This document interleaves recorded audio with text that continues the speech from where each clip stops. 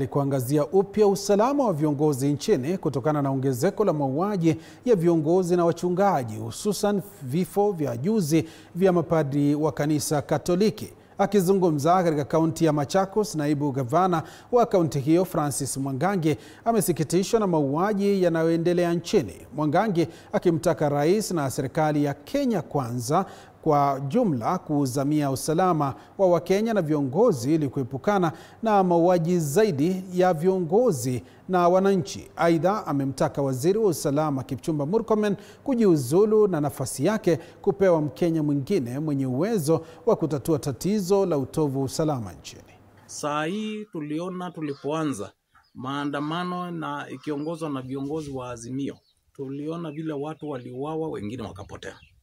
Tumeona mambo ya Gen Z, vile watu wengine waliuawa, wengine wamepotea, wengine hawajawahi onekana. Saa hii tumeona kuna mauaji ya makasisi ambao kanisa tunajua ilisimama na serikali hii mpaka ikakuwa serikali.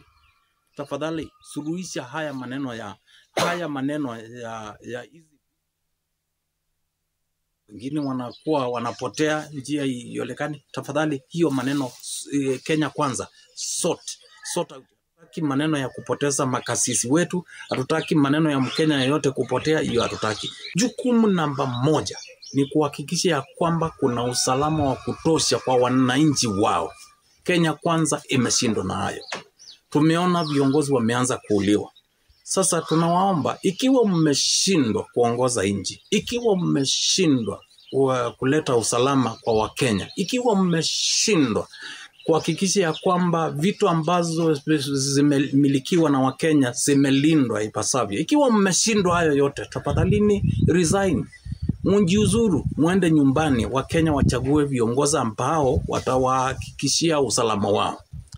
Niambie mashirika ya serikali ya Kenya Kwanza, jameni, wachaneni kukimbizana na viongozi ambao ni wa opposition. Hii haifai. Hii tuliona wakati William Ruto alikuwa anatafuta uongozi, watu wake wanashikwa.